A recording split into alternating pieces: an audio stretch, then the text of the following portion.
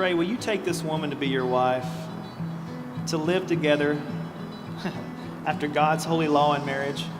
Will you love her, comfort her, honor and keep her in sickness and in health, and forsaking all others, keep yourself only to her, so long as you both shall live?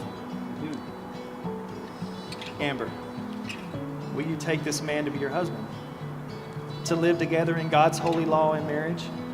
Will you love him, comfort him, honor and keep him in sickness and in health, and forsaking all others, keep yourself only to him, so long as you both shall live?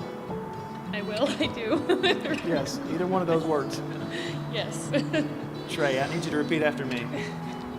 I, Trey, take you, Amber, to be my wife, to have and to hold from this day forward, for better or worse, for richer, for poor, in sickness and in health, to love and to cherish from this day forward until death do us part.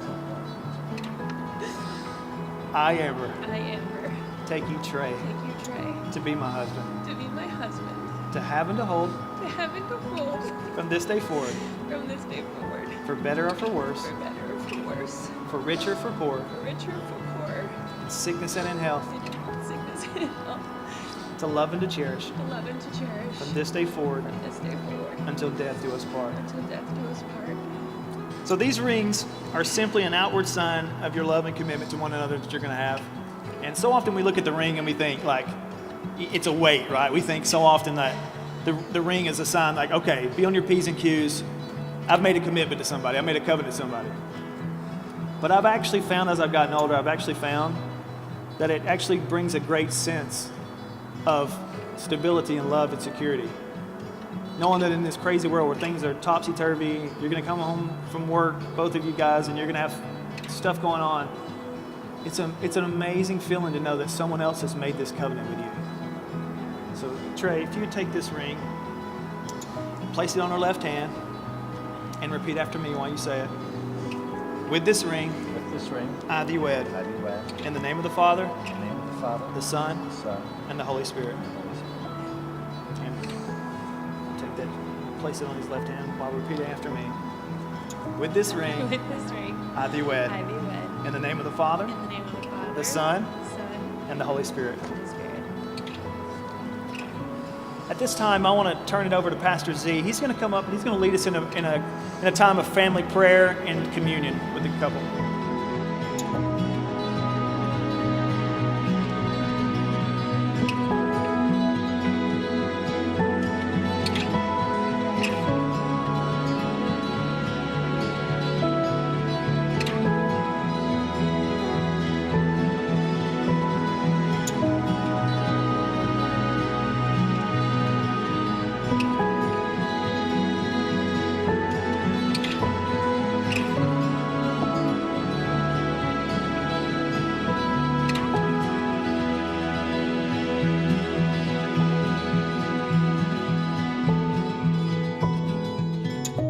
Amber, I wanted to say something, a couple things. I wrote this down, and I have one other thing I want to say. But before I say this, I just want to say thanks. We love you. You know, me and my wife might not even be in New York if you wouldn't have showed up. I'm very thankful for you. Thank you very much for working with us, but also being my friend. Thank you. It means a lot. We love you.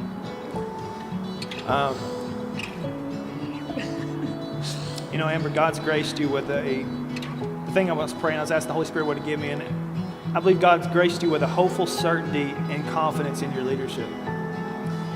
And my prayer for you is that you would never lose that faith, because that's what it is. It's a hopeful assurance. You have a gift of faith. And I pray that you may never lose that faith, for it is truly a gift, not just to what God has for you in the ministry, but the most important ministry is right here in your family. Use that gift in your family.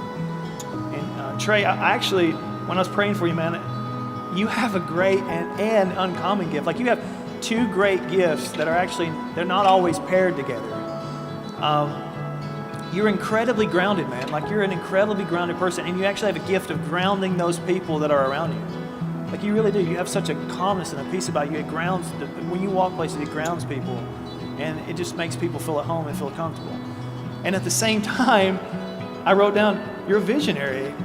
Like, talking to you about your business, talking to me about the dreams that God has for you. I just saw it, and you light up in the pictures you were painting in your mind. And may God use you to peacefully ground your home while leading it to the vision that God has and will place in your heart.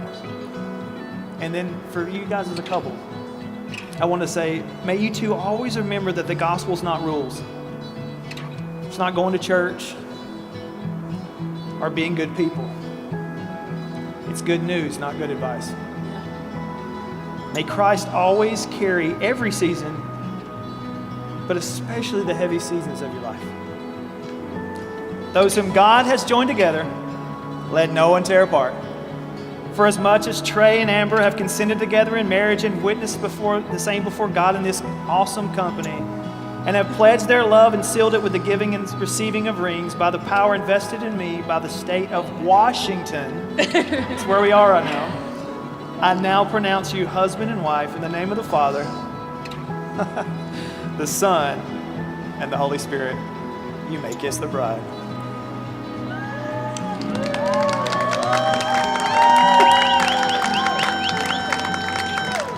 Oh, man. Ladies and gentlemen, I take great honor in presenting to you the newest couple in Washington, Mr. and Mrs. Trey Beachamp. Let's give it up for them, guys.